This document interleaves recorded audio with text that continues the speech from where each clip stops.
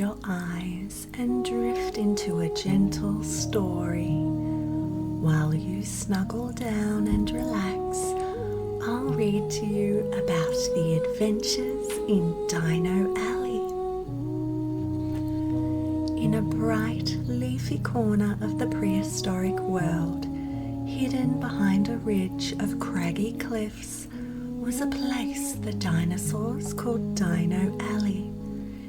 It was a secret haven where dinos of all kinds lived peacefully, shared stories, and played dino-sized games of tag.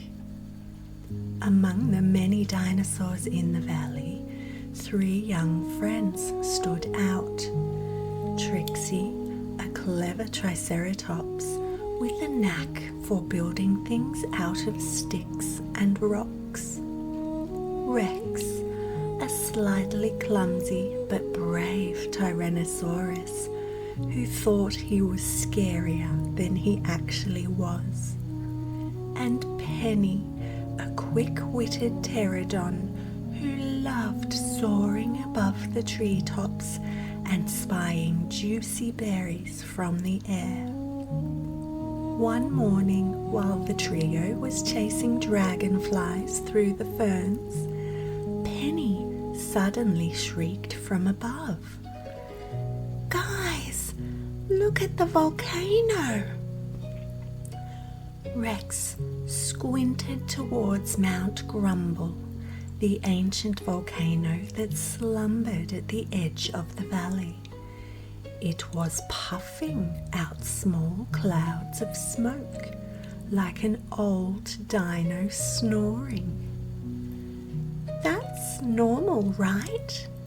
Rex asked uncertainly. "No," Trixie said, her horns twitching nervously. "It hasn't smoked like that since the big mudslide. Something's wrong." The volcano rumbled again, and a distant roar echoed through the valley.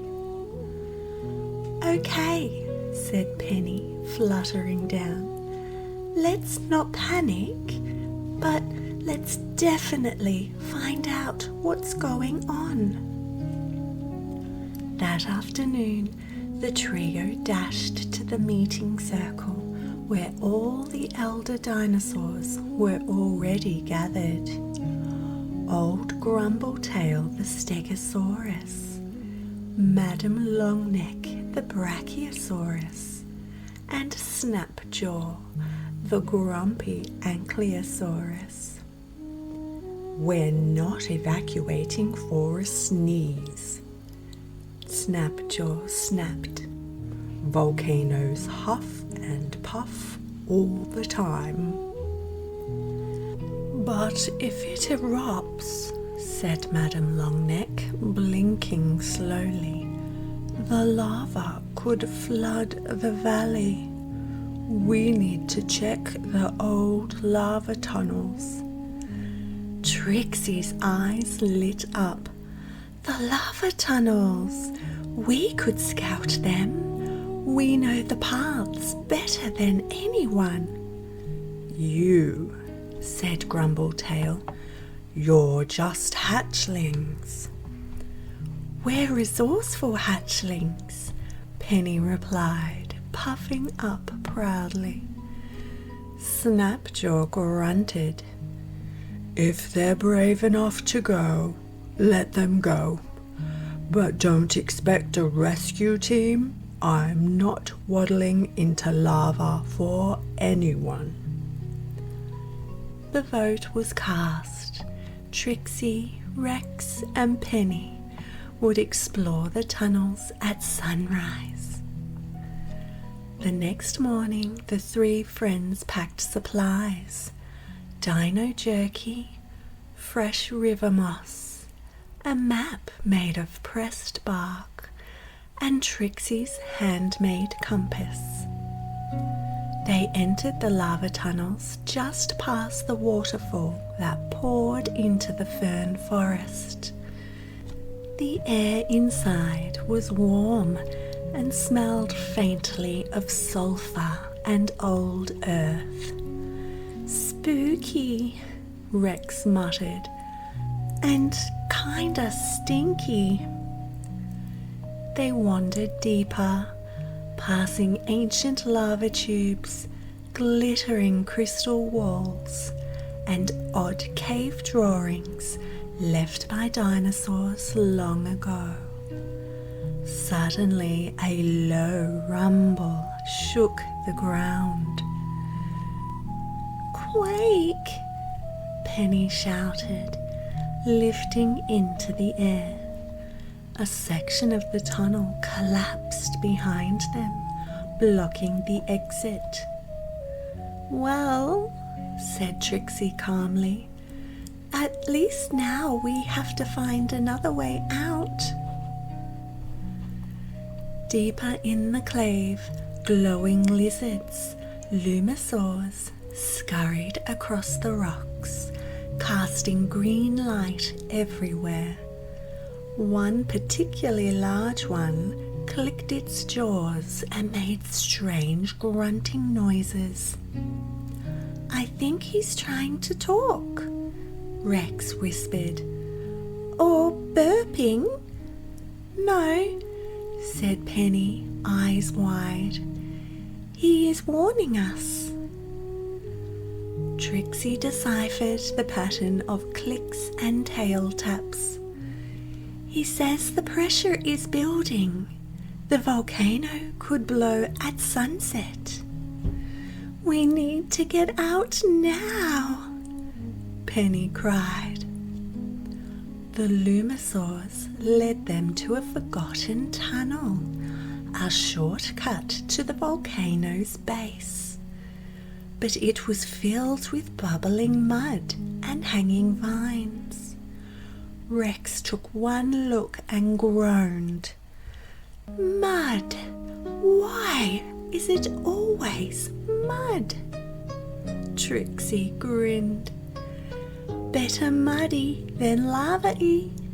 Let's go." They slid, leapt, and scrambled through the shortcut. At one point, Rex's big foot got stuck in the mud, and it took all three of them to pull him free. "Thanks," he panted. "Pretty sure a tar pit would be less clingy than that." As they climbed higher, the air grew hotter. Pebbles rattled underfoot. A sudden whoosh of steam burst from a crack in the rock. "That's it," Penny cried, pointing. "There's the caldera." They peeked out over the volcano's edge and gasped. Bright red lava bubbled dangerously close to the top. The valley was quiet below, unaware of the danger. "We need to open that southern drain tunnel," Trixie said. "That's the only way to redirect all of the lava." "But it's sealed," Rex cried. "I brought tools." Trixie smirked, holding up her tail pack of vines, stones, and a makeshift lever. The southern drain tunnel sat half buried under rocks and overgrowth. As they pulled at vines and wedged stones aside, the volcano rumbled louder. "Hurry!" Penny shouted. "We don't have long." Trixie jammed her lever into the ancient stone plugged and heaved. But nothing. Rex growled. "Let me try." With a mighty roar, he yanked the lever and the stone plug blasted loose. a roar of steam shot out, followed by a trickle of lava that turned into a stream, then a flow, racing safely down the outer cliffs and away from the valley. The ground trembled again and then settled. The bubbling lava in the volcano began to calm. They had done it. The volcano sighed one last smoky puff, like a grumpy dragon going back to sleep. The three friends returned to Dino Alley, covered in mud, soot, and soot-covered mud.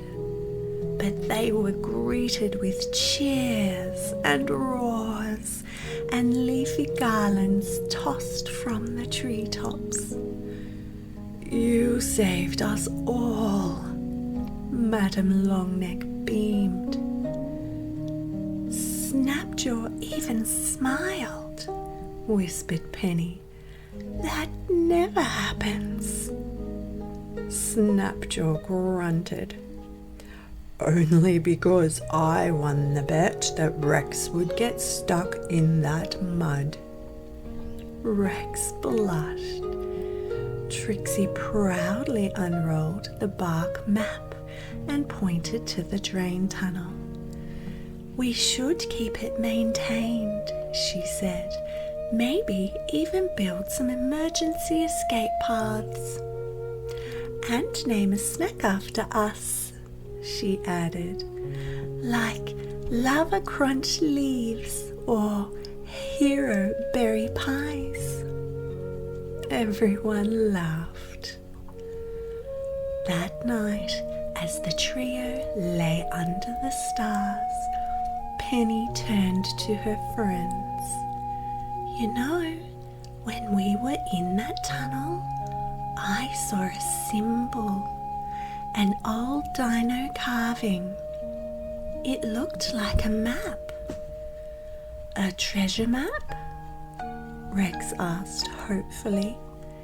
"Maybe. Or maybe just another mystery." Trixie grinned. "Then I guess tomorrow we go back into the tunnels." Rex groaned. "Can we at least eat first?" The friends laughed, and the stars twinkled above. And somewhere in the distance, Mount Grumble gave a little burp.